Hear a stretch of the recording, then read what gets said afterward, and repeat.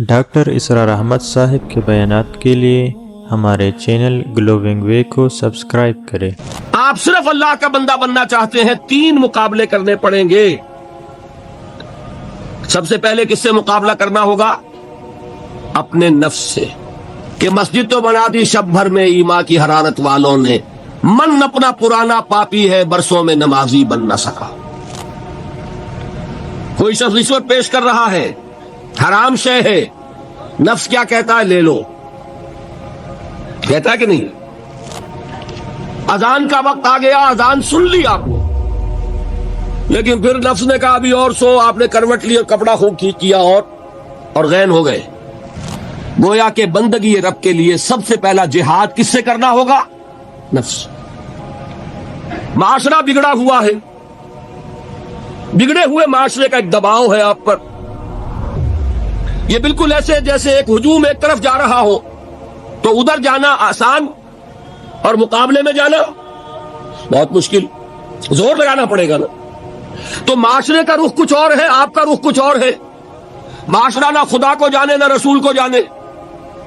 آپ چاہتے ہیں اللہ اور اس کے رسول کے حکم پہ چلنا، کشمکش کرنی پڑے گی کہ نہیں؟ زمانہ تمہارے رنگ میں نہیں آتا، تم اس کے مطابق ڈھل جاؤ، کوئی تکلیف ہوگی؟ اور زمانہ تمہارے ساتھ اگر موافقت نہیں کر رہا، تم زمانے سے لڑو، تکلیف آئے گی کہ نہیں؟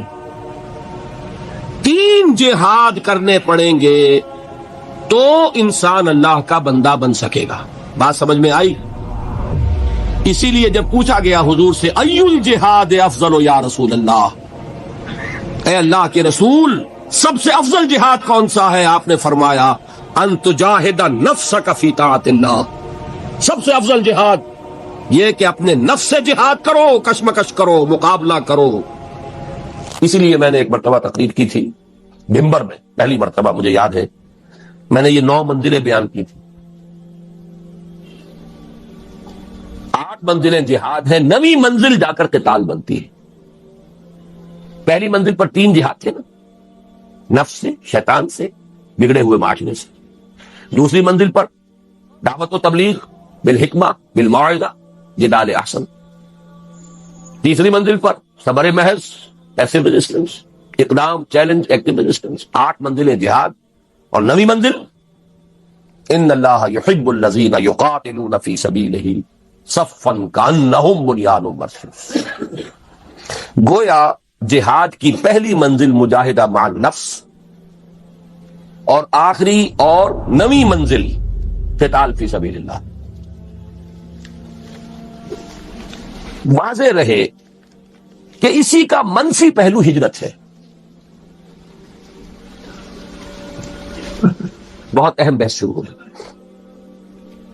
جیسے اسلام کا منفی پہلو اطاعت کا تقوی ہے، حکم مانو، حکم پر عمل کرو، اطاعت، نافرمانی سے بچو، بات تو ایک ہی ہوئی۔ جہاد کا منفی رخ ہجرت ہے۔ اللہ کی بندگی کرنے کے لیے معاصی سے ہجرت کرنی ہوگی، حرام چیزوں سے ہجرت کرنی ہوگی۔ اسی لیے سوال کیا گیا ای الہجرت افضل یا رسول اللہ؟ جواب کیا تھا؟ ان تہجر ما کرہ ربک، سب سے افضل ہجرت یہ ہے کہ ہر اس شے کو چھوڑ دو جو تمہارے رب کو پسند ہے۔ اسی لیے تنظیم کے عہد نامے میں جب اللہ کے ساتھ معاہدہ ہے، انی واحد اللہ، نمبر 1 کس بات کا معاہدہ؟ ان اہجر کل ما یکرہہ، ہر اس شے کو چھوڑ دوں گا جس کو وہ پسند نہیں کرتا۔ واضح رہے کہ اسی کا منفی پہلو ہجرت ہے، چنانچہ اس کی بھی پہلی منزل ان تہجر ما کرہ ربک ہے، اور آخری یہ کہ اقامت دین کی جد و جہد میں وقت آنے پر گھر بار، مال و منال اور اہل و عیال کو چھوڑ کر نکل جایا جائے۔ اس کی بھی نیت ہونی، تیاری کیجیے نفسیاتی طور پر۔ آج بھی جائزہ لیجیے، اتنی غریب تو نہیں ہے کہ کبھی پکار آئے اور بلایا جائے اور یہ بندھن مجھے باندھ کر رکھ لے۔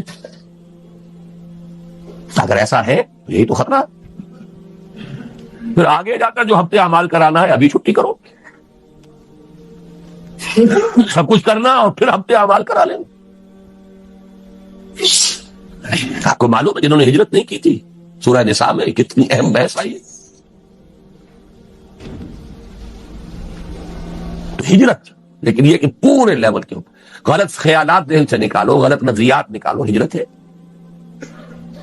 غلط صحبت کو چھوڑو، ہجرت ہے. نخلا و نطر کو من یفجرک، ہجرت ہے. دوستیوں کو چھوڑو، ہجرت ہے.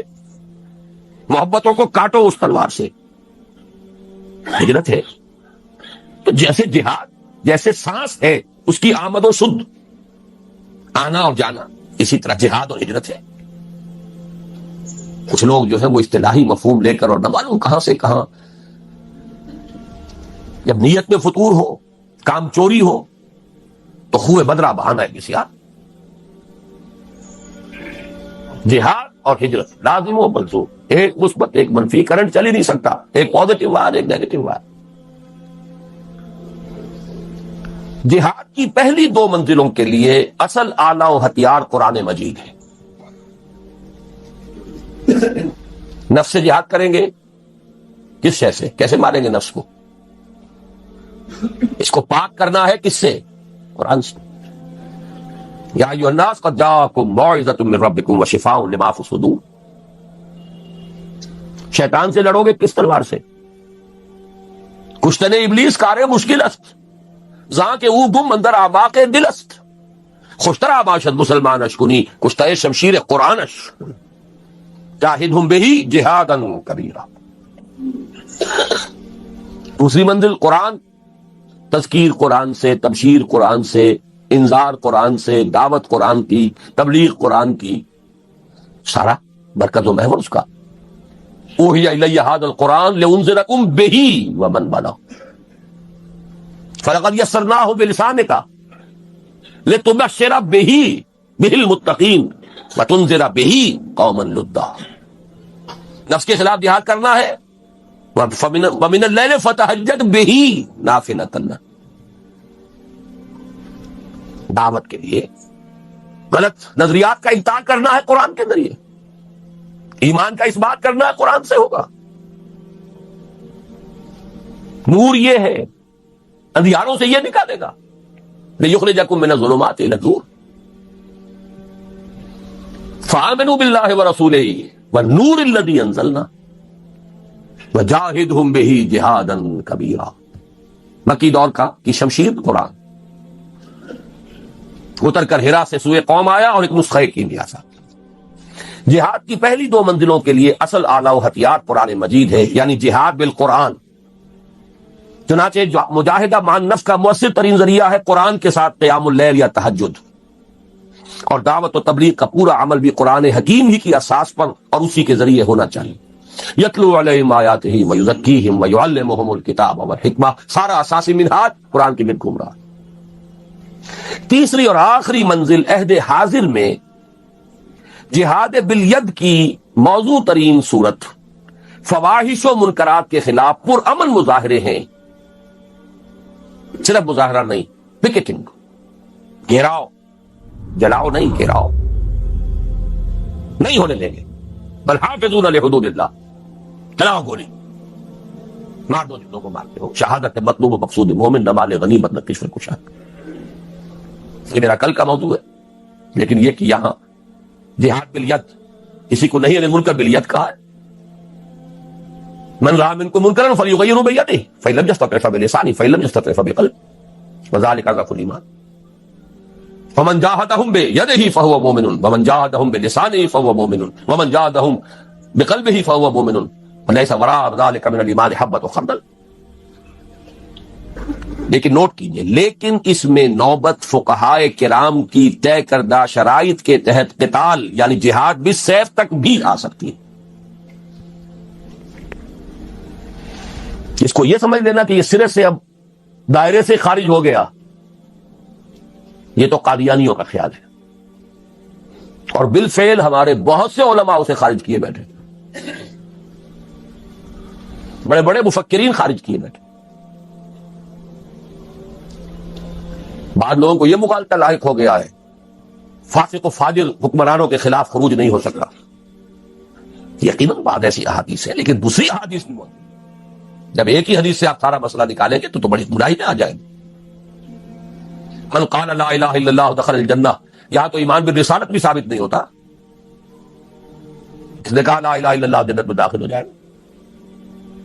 آپ پورا مورچہ لگا دیں کہ نہیں نہیں، ایمان پہ رسالت لازم ہے، ایمان پہ آخرت لازم ہے، ایمان پہ قرآن لازم ہے، پھر اس کے عملی تقاضے لازم ہے. تو اس کو بھی اچھی طریقے سے سمجھ لیجئے. قتال اور فساق اور فجار حکمرانوں کے خلاف طاقت کا استعمال، لیکن اس کی شرائط ہے. امام ابو حنیفہ جن کو میں سید الفقہاء سمجھتا ہوں، انہوں نے اس کے لیے واضح طور پر کہا کہ نہیں انل منکر، اگر زبان سے مؤثر نہیں ہو رہا تو فبالسیف، تلوار. لیکن اس کے لیے طاقت اتنی بہم پہنچ چکی ہو. یہ نہیں کہ 4 آدمی اکٹھے کیے 4 کو مروا دیا، پھر آگے چلے، پھر 10 کو اور اکٹھے کیے 10 کو مروا دیا. یہ نہیں، ہنگامہ کیا، جماعت بنائیے، قوت جمع کیجئے، تربیت دیجئے، منظم کیجئے، مرتب تعداد اتنی کہ جو بھی آپ کے اندازے ہیں اس کے اعتبار سے، ویسے کچھ ہے کہیں سے آ جائے بورڈ فرام دی بلو، وہ بات دوسری ہے، لیکن ہر اندازے میں آپ یہ تقریباً یہ یقین رکھیں کہ اب اتنی طاقت ہے کہ ہم بدل دیں گے اس نظام کو، کامیابی ہو جائے تب جا کر اس کا امکان، ورنہ نہیں. ٹیررزم جو ہے جو چل رہا ہے آج کل، ادھر حقیقت جہاد اور قتال کو بدنام کرنے والی چیز ہے. لیکن یہ کہ اس کو خارج کر دینا اس کی غلط ہے. اس میں نوبت فقہاء کرام کی طے کردہ شرائط کے تحت قتال یعنی جہاد بالسیف تک بھی آ سکتی ہے. یہ ہے جہاد کی بحث. پہلا جو لازمی تقاضا ہے ان 3 فرائض کے لیے وہ ہے جہاد. دوسرا لزوم اجتماعیت، اجتماعیت کا لزوم. اس میں بھی درجے ہوں گے، کسی جگہ یہ مستحب ہوگا، کسی جگہ یہ مفید کہہ لیجئے، ممید کہہ لیجئے، کسی جگہ لازم ہوگا. ہر وقت ہر حال میں لازم نہیں. فریضہ اول کے ضمن میں صرف صحبت صالح، کونوا مع الصادقین. اللہ کا بندہ بننا ہے آپ کو، نفس سے جہاد کرنا ہے، شیطان سے کرنا ہے، معاشرے سے کرنا ہے، تو ایسے لوگوں کی معیت تلاش کریں، ایسوں کا قرب، ایسوں کی صحبت جو یہی کام کر رہے ہوں، یہی کرنا چاہتے ہوں. اس سے تقویت پہنچے گی آپ کو. مرید کسے کہتے ہیں؟ ارادہ کرنے والا. آپ نے ارادہ کیا ہے اور بھی ہے اس نے بھی ارادہ کر لیا ہے، یہ مرید جمع. اس سے یقیناً تقویت حاصل ہوگی. لیکن عقلاً محض اس کام کے لیے جماعت، میں جماعت کا ایک مفہوم خاص بول رہا ہوں، جماعت ڈسپلن سموتات والی جماعت، اس کام کے لیے ضرورت نہیں. نمبر 2، اسی طرح فریضہ ثانی کے ضمن میں درس گاہوں، اداروں، انجمنوں اور سوسائٹیوں سے پورا ہو سکتا. دین کی دعوت و تبلیغ ہے، ڈھیلا ڈھالا نظم ادارہ ہے، اشاعت قرآن کا ادارہ، پبلشنگ ہاؤس ہے، آڈیو ویڈیوز کا کوئی سلسلہ ہے، جرائد ہے، رسائل ہیں، انجمنیں ہیں، دارالعلوم ہے. یہ سب اس کا ذریعہ ہے. یہ جماعتیں نہیں ہیں. اجتماعیت تو ہے، لزوم اجتماعیت لکھا ہے میں نے اوپر. اجتماعیت ایک عام لفظ ہے. یہ لوز آرگنائزیشن، ایسوسیشنز، انجمنیں، ان میں وہ سموتات، ڈسپلن یہ نہیں. ٹھیک ہے، ایک دستور ہے، قانون ہے، اس کے مطابق آپ نے تقسیم کار کر دی ہے، کوئی صدر ہے، کوئی سیکریٹری ہے، جس کی ٹانگ گھسیٹنی ہو گھسیٹ لیجئے، نو کانفیڈنس لے آئیے اس کے خلاف. جس کو آپ برقرار رکھنا چاہیں رکھیں، جو بھی رکھیں. آپ کا دارالعلوم ہے، اس کا کوئی محتمم ہے، بہرحال ایک نظم تو وہاں ہوگا، لیکن یہ کہ وہ جماعت کا سلسلہ نہیں. لیکن اب ہے اصل شے، فریضہ ثالث کے ضمن میں سم و طاعت فی المعروف کے ٹھیٹھ اسلامی اور عسکری اصول پر مبنی جماعت کے بغیر پورا نہیں. کوئی احمق ہوگا جو سمجھے کہ یہ کام ہو سکتا ہے بغیر اس کے. ٹھیٹھ اسلامی اور عسکری ملٹری ڈسپلن، وہاں آپ کو یہ اختیار نہیں ہے، حق حاصل نہیں ہے کہ آپ اپنے سپیریئر سے یہ پوچھیں کہ یہ حکم آپ کیوں دے رہے ہیں، مجھے کیا حکمت ہے. There's not to reason why, there's but to do it die. عسکری اور ٹھیٹھ اسلامی سموتات، فاسمعوا واطیعوا. اللہ کی سموتات مطلق، رسول کی سموتات مطلق، الا یہ کہ وہ خود کہہ دیں کہ یہ صرف میرا مشورہ ہے، حکم نہیں ہے. جیسے حضرت بریرہ نے پوچھ لیا تھا. حضرت مغیث ایک غلام تھے، حضرت بریرہ ایک کنیز تھی، ان کے ساتھ نکاح تھا. حضرت عائشہ کی کنیز تھی حضرت بریرہ. حضرت عائشہ نے انہیں آزاد کر دیا، اب ان کا سٹیٹس ہو گیا اونچا، وہ غلام کے غلام تھے. یہ ایک خیار حاصل ہوتا ہے، اختیار، چوائس. کنیز پہلے جس کے نکاح میں تھی، کنیز ہونے کی حیثیت سے کسی غلام کے، اب جب وہ حرہ ہو گئی، آزاد ہو گئی، تو شی ہیڈ این آپشن. وہ چاہے تو اب اس کے نکاح میں رہے، چاہے تو نہ رہے. کفر نہیں رہا نا اب وہ. تو حضرت بریرہ نے کہا میں تو اب اس کے نکاح میں نہیں رہوں گی مغیث کے. انہیں بہت محبت تھی، انہوں نے پہلے خود خوشامد کی، نہیں مانی، پھر سفارش کروائی. سفارش بھی کس کی؟ محمد رسول اللہ صلی اللہ علیہ وسلم کہ حضور اس سے کہیے. حضور نے فرمایا بریرہ کیا حرج ہے اگر تم مغیثی کے گھر میں رہو. پورا فوراً سوال کیا حضور آپ کا حکم ہے یا مشورہ؟ فرمایا نہیں، حکم نہیں ہے، مشورہ ہے. تو میرے لیے قابل قبول نہیں ہے. حکم کو نہیں ٹالا. ما كان لمؤمن ولا مؤمنة اذا قضى الله ورسوله امرا ان يكون لهم الخيرة فيهم. مشورے کو آپ سوچ سکتے ہیں، ٹھیک ہے، چوائس ہے. ایک عورت جانتی ہے کہ بیوی کی حیثیت سے اسے کیا فرائض ادا کرنے ہیں. ذہناً قلباً جس کو وہ قبول نہ کر رہی ہو، اس کے ساتھ وہ حقوق جو ہیں وہ ادا کر سکے گی کہ نہیں کر سکے گی. She knows it better. لیکن حکم ہو تو سم و طاعت مطلق، نو ایکسیپشن. آگے چل کر حضور کے بعد اب ہے فی المعروف. صرف ایک اس کے اندر ایکسیپشن ہوگی، اگر اللہ اس کے رسول کے واضح احکام کے خلاف کوئی بات ہے تو نہیں مان. اس کی وضاحت میں بعد میں کروں گا کیونکہ مجھے آج حدیث بھی ذرا آپ کو پڑھانی ہے. تو یہ لزوم اجتماعیت جو ہے، اس کا تقاضا فریضہ اول کے ضمن میں صرف صحبت صالح سے پورا ہو جاتا ہے. کونوا مع الصادقین. سیکنڈ لیول پر درس گاہوں، اداروں، انجمنوں اور سوسائٹیوں سے پورا ہو سکتا ہے. سم و طاعت والی جماعت ضروری نہیں. لیکن فریضہ ثالث کے ضمن میں سم و طاعت فی المعروف کے ٹھیک اسلامی اور عسکری اصول پر مبنی جماعت کے بغیر پورا نہیں ہو سکتا. یہی مراد ہے حضور کے الفاظ مبارکہ سے آمرکم بخمس بالجماعت والسمع والطاعت والہجرت والجہاد فی سبیل اللہ. آپ یہ بھی کہہ سکتے ہیں میں نے پورا جو ہے یہ 2 گھنٹوں میں صرف اس حدیث کا درس دیا ہے آپ کو. جہاد اور ہجرت جڑے ہوئے بریکٹڈ، سم و طاعت جڑے ہوئے بریکٹڈ، جماعت پلس بریکٹ شروع، سم جمع طاعت بریکٹ بند، جمع بریکٹ شروع، بلکہ ضرب، یہاں جمع نہیں ضرب، بریکٹ شروع جہاد پلس ہجرت بریکٹ بند. اس حدیث کو یوں ذہن میں رکھیے. جماعت کون سی؟ سم و طاعت والی. یہ لازم و ملزوم ہے، بریکٹڈ ہے، سنو اور مانو. یہ کس لیے ہے؟ ضرب دینا ہے اس کو. وہ ہے ہجرت و جہاد. آمرکم بخمس بالجماعت والسمع والطاعت والہجرت والجہاد فی سبیل اللہ. تیسرا لزوم بیعت. تو نماز کے لیے وضو کے لیے پاک پانی. بیعت جو ہے، ایک تو ہے بیع، وہ تو اللہ سے ہوئی، جان و مال اس کے حوالے، جنت ہم کے امیدوار ہے. ایک ہے بیعت کسی انسان کے ہاتھ پر. وہ انسان رسول بھی تھے تو انسان تھے، ان کے ساتھ بیعت سم و طاعت مطلقاً. اب آپ کے بعد جو انسان ہے غیر معصوم ہے، چاہے وہ ابو بکر ہو، ان کے ساتھ سم و طاعت فی المعروف. بالکل میتھمیٹیکل سمجھیے ان چیزوں کو. لیکن بیعت کے ضمن میں بھی ایک ہی طرح کا تقاضا نہیں ہے، تینوں لیولز پر کچھ فرق ہو جائے.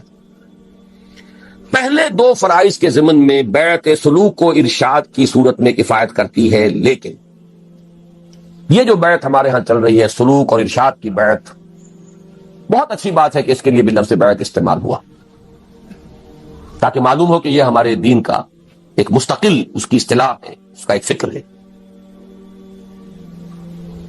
اور وہ بیعت عقبہ اولا کے ساتھ میں سمجھتا ہوں کہ اس کا ربط اور تعلق ہے. بیعت ارشاد، پہلی بیعت حضور نے یہی لی تھی، شرک نہیں کریں گے، چوری نہیں کریں گے، زنا نہیں کریں گے، تہمت نہیں لگائیں گے وغیرہ. اور جس نیک بات کا آپ حکم دیں گے وہاں معروف تھا. یہ پہلا درجہ تھا اس بیعت کا بھی.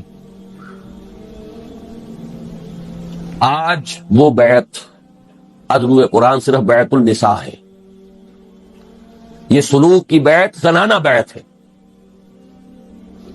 یہ مردانہ بیعت نہیں ہے، زنانہ بیعت. نوٹ کر لیجئے اس کو. قرآن حکیم نے وہی الفاظ دیے، حالانکہ سورہ ممتحنہ سن 6-7 میں نازل ہو رہی ہے. بیعت عقبہ اولیٰ سن 10 میں، سن 10 نبوی ہجرت سے 1.5-2 سال قبل لی جا رہی ہے. ایک فصل ہے 8-9 برس کا. لیکن وہی الفاظ جو بیعت عقبہ اولیٰ کے تھے وہی قرآن میں آئے. بیعت النساء، یہ زنانہ بیعت ہے، مردانہ بیعت نہیں ہے. مردانگی تو چاہیے، وہ میدان میں جب آنا ہے. مردانہ بیعت وہاں درکار ہے، وہ فرض خواتین پر نہیں. زنانہ بیعت لیکن ہے بیعت. اس کے بارے میں ہمارے ہاں وہ جو اہل حدیث مسلک کے لوگ ہیں وہ اس کی نفی کر دیتے، کوئی بیعت نہیں، اس کا کوئی اصول نہیں، کوئی اس کا ثبوت نہیں. غلط بات ہے. بیعت عقبہ اولیٰ بیعت ہی یہی ہے، بیعت النساء بیعت ہی یہی ہے. بیعت ارشاد ہے، وہ بھی صحیح ہے، حق ہے. لیکن وہ بیعت جو مردوں سے مطلوب ہے وہ کچھ اور. اگر یک قطرہ خونداری، اگر مشتے پرے داری، بے ابا من تو آمودم طریق شاہ بازی راہ. مردانگی اس کے لیے بیعت جو ہے وہ ہے نمبر 3. فریضہ ثالث کے ضمن میں بیعت سموتات فی المعروف کی صورت لازمی و لابدی. اب میرے پاس اور الفاظ نہیں ہے جس کو میں تاکید کیسے دوں، کیسے کروں. لازمی ہے، لابدی ہے، کوئی اس سے رستگاری نہیں. یا تو کہیے کہ وہ فرض ہے ہی نہیں، ٹھیک ہے، چھٹی ہو گئی. جس گاؤں جانا نہیں اس کا راستہ کا ہے کو پوچھنا. اگر مانتے ہیں کہ وہ فرض ہے، بلند ترین منزل کے لیے جد و جہد فرض، تو کوئی پاگل ہوگا، احمق ہوگا، ڈھیٹ ہوگا تو اس کے لزوم کا انکار کرے. فریضہ ثالث کے ضمن میں بیعت سموتات فی المعروف کی صورت لازمی اور لابدی. اسی کی جانب اشارہ ہے مسلم شریف کی روایت عن عبداللہ ابن عمر رضی اللہ تعالی عنہما میں، جس میں حضور صلی اللہ علیہ وسلم کے الفاظ مبارکہ وارد ہوئے ہیں کہ من مات ولیس فی عنقہ بیعۃ مات میتۃ جاہلیۃ. جو شخص مرا اس حال میں کہ اس کی گردن میں بیعت کا قلادہ نہیں تھا، وہ جاہلیت کی موت مرا ہے، ایمان اور اسلام کی موت نہیں مرا ہے. جو لوگ اس بیعت ارشاد کو سمجھ لیتے ہیں کہ یہ تقاضا پورا ہو رہا ہے، وہ اپنے آپ کو دھوکہ دے رہے ہیں. یہ دوسری بیعت کا تذکرہ ہے. اس حدیث کے بارے میں بھی میرے جو الفاظ تھے اوریجنل ان میں نے تھوڑا سا اضافہ کیا. اس پر اصل میں مجھے متنبہ کیا تھا مولانا سید حامد میاں رحمۃ اللہ علیہ نے، جو ہمارے مستشارین میں سے تھے تنظیم کے. وہ چونک گئے اس کو دیکھ کر کہ آپ جس طرح اس کو لازم قرار دے رہے ہیں، یہ مفہوم تو ہمارے بزرگوں اور اسلاف میں سے کسی نے بیان نہیں کیا کہ اس معنی میں یہ بیعت جو ہے لازم ہے. میں نے انہیں ایک جواب دیا بڑی ٹیکنیکل ٹرمز میں. مولانا عصمت اللہ صاحب سمجھیں گے اس ٹیکنیکل ٹرمینالوجی کو. میں نے کہا مولانا پہلی بات تو یہ ہے کہ کسی شے کا عدم ذکر اس کے عدم وجود کو مستلزم نہیں. کسی شے کا ذکر نہ کیا جائے اس کا مطلب یہ نہیں کہ وہ ہے. یہاں کتنے لوگ ہیں، میں کچھ لوگوں کا ذکر کرتا ہوں تو اس سے باقی لوگوں کی نفی تو نہیں جائے. اگر اسلاف میں سے کچھ لوگوں نے اس کا ذکر نہیں کیا تو اس سے یہ لازم نہیں آتا. مثال بھی، اور میں بہت ہی اللہ کا شکر ادا کرتا ہوں کہ میرے علم میں وہ مثال آ گئی تھی، کیونکہ میرے استاد بھی تھے مولانا منتخب الحق قادری. انہوں نے بتایا کہ ان کے جو استاد تھے مولانا معین الدین اجمیری رحمۃ اللہ علیہ، ان کی جو لائبریری تھی اس کی ایک الماری ایسی تھی جس کی وہ چابی کسی کو نہیں دیتے تھے کبھی. اس کی کتابیں جھاڑنی ہوتی تھی تو خود بھی. ایک مرتبہ کہیں طبیعت ناساز تھی اور یہ ان کے بہت چہیتے شاگرد تھے، مجھے دے دی. اور وہ رہتے تھے قبرستان میں وہ جگہ بنائی بھی تھی، وہاں رہتے تھے. یہ بھی وہ کہتے تھے ہماری سمجھ میں نہیں آتا تھا، ان کے پاس اچھے بھلے گھر موجود ہیں اجمیر شہر کے اندر، وہاں کیوں نہیں رہتے. اور پھر یہ کہ وہاں پہ کچھ لوگ آتے رہتے تھے، ولایتی کہتے تھے، پٹھان اس وقت جو افغان پٹھان ولایتی آتے رہتے تھے. ایک دفعہ طبیعت ناساز تھی، انہوں نے فرمایا کہ تم ذرا میری الماری یہ صاف کر. تو میں نے دیکھا اس میں رجسٹر تھا جس میں ان لوگوں کے نام درج تھے جنہوں نے ان سے بیعت جہاد کی ہوئی تھی. اور یہ شاگرد چہیتے ترین شاگرد انہیں پتا بھی نہیں. تو عدم ذکر عدم وجود کو مستلزم نہیں. سمجھ لیجیے بات.